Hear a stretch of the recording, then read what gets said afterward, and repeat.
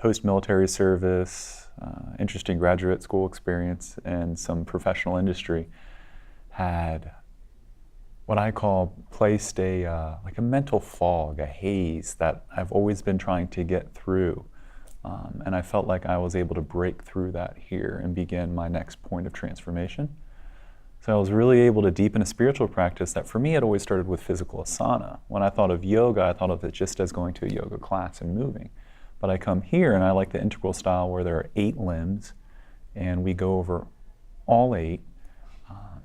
And it really deepened my practice. It feels like dog years because there's no way that this was just 4 weeks. It really feels revolutionary, and I'm looking forward to reflecting upon this, and I would definitely recommend someone trying to deepen their practice to be in a safe community where they feel like they can just be at ease. And I think that's necessary. That tranquility in order to get into our spirituality is the one thing that I was missing, and that tranquility, I found it here. So I was in the Army for 5 years. I was in a really cool program to become a Special Forces Green Beret. 2 years of harrowing training, then I went to my unit for a few years, my total length of service being 5. Had a deployment to South Korea as well as Afghanistan.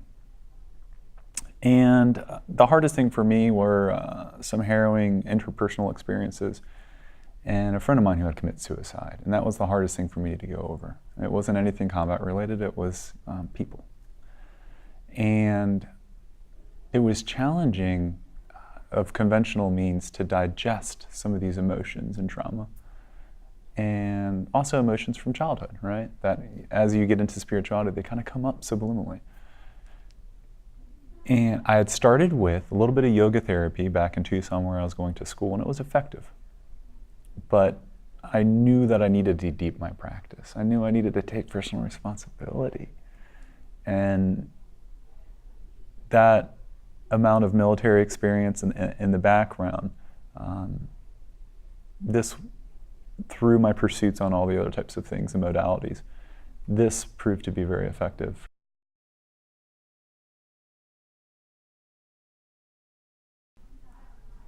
I think the environment is one of the most important things, because when we're dealing, especially as veterans in PTSD and trauma, when we're in our traditional lifestyle, say I'm working whatever type of a job, and I'm trying to get through that trauma, I go through my 9-hour workday, which isn't framed like a 9-hour day is here. You don't have that time to pause, rest, and analyze, go deep.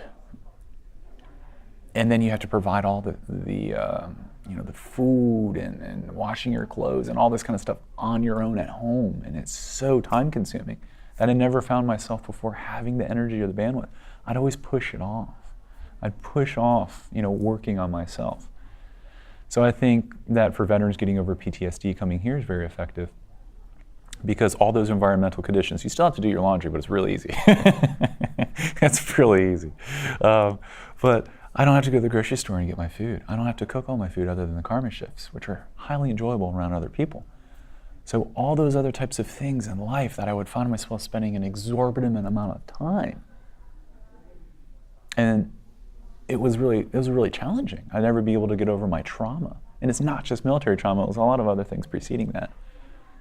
But one key thing that I just remembered is that in the karma service here, around roughly 21 hours, mostly in the kitchen, there is that direction and guidance on how to steer the mind on a single point of focus, as we learn in the meditation practice. And for me, using that as time as unpacking while being around other people, but in a safe environment, is much more effective than taking prescription medication and being alone in my house. And they're very, very different things. And this has shown me that digesting trauma is more than just a biophysical chemical reaction of me taking something and expecting that to make me better. It effectively doesn't work that way.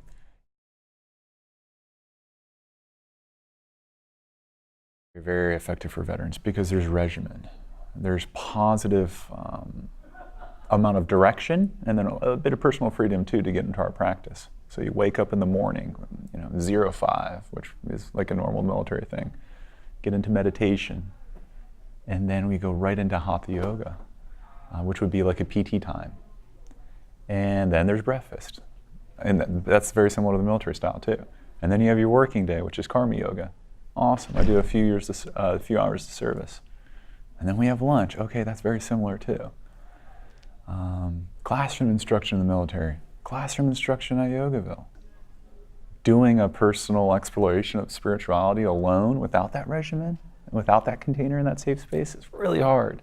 So when I saw that, I'm like, oh, this military guy, I can fall into a schedule easy. You're in a safe container to deepen your spirituality. And spirituality by no means is confined to just one method of practice, religion, faith.